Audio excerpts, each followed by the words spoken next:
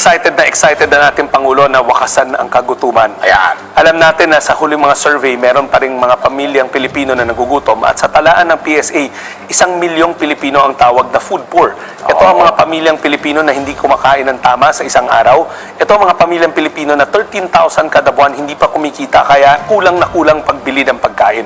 Kaya nga nilunsad ng ating Pangulo, inilulunsad na as we speak, nagro-roll out na ang Food Stamps Program o yung Walang Gutom 2027. Ang layunin natin, mawakasan ng involuntary hunger by 2027.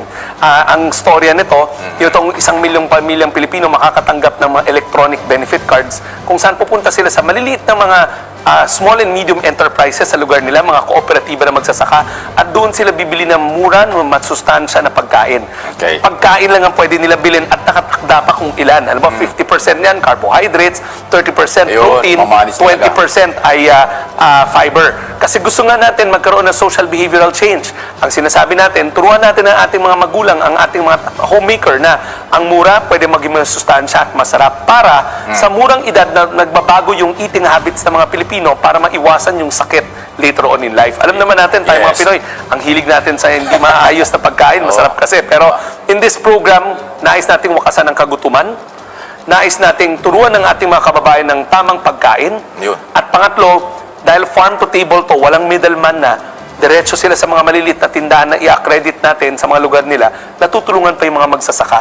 Minsan kasi, Mike, nakita mo may oversupply ng ganito, walang bibili. So ngayon, instead of cash na binibigay, ang bibigay natin sa kanila, food credits at pwede nilang ibili ng pagkain sa kanilang mga lugar. So yan po yung, madalit sabi, yan po yung malakas na food security program ni Pangulong Marcos. Ayaw niya ng may magugutom. Gusto niya sa lahat ng oras may pagkain sa hapagkainan ng mga Pilipino. Mike, kasi kung tatanda mo kanina, kwento mo na, lumalagong ating ekonomiya. Yes.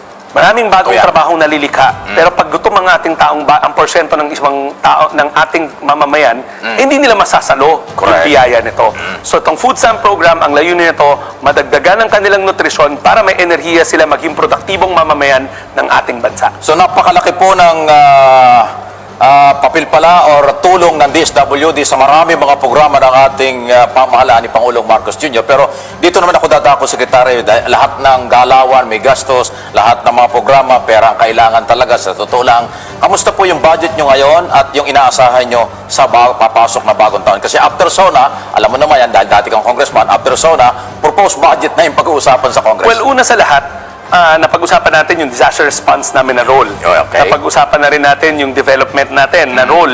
Yung 4Ps, yung food stamps, yung pamumuhunan natin sa taong bayan. Let's invest in the Filipino, no? Pero pangatlo, meron rin kami yung social welfare. Alam natin na hindi pinaasahang pagkakataon, may mga pamilyang Pilipino na may pinagdaraan ng krisis. Sakit, kamatayan sa pamilya, temporary displacement from jobs.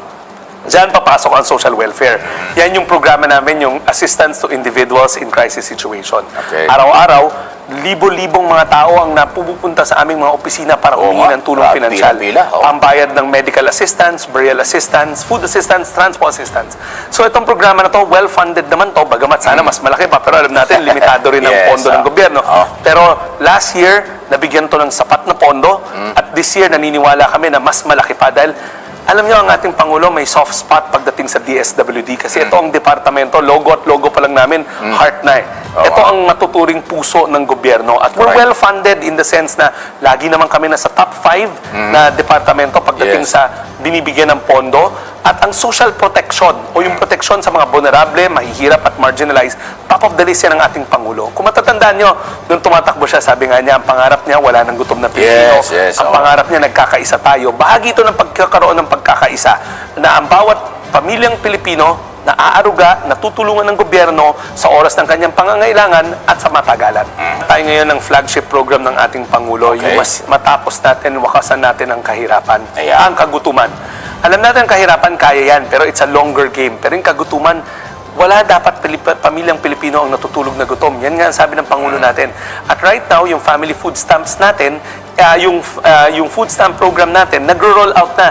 Nag-pilot ng 6 na buwan at ngayon ni-roll out na natin. Importante na maunawaan natin na sa paglago ng ating ekonomiya, dapat inklusibo at kasama ang bawat Pilipino at walang nagugutom. Yan talaga pagtutuunan namin ng pansin. Mawakasan ang kagutuman by 2027.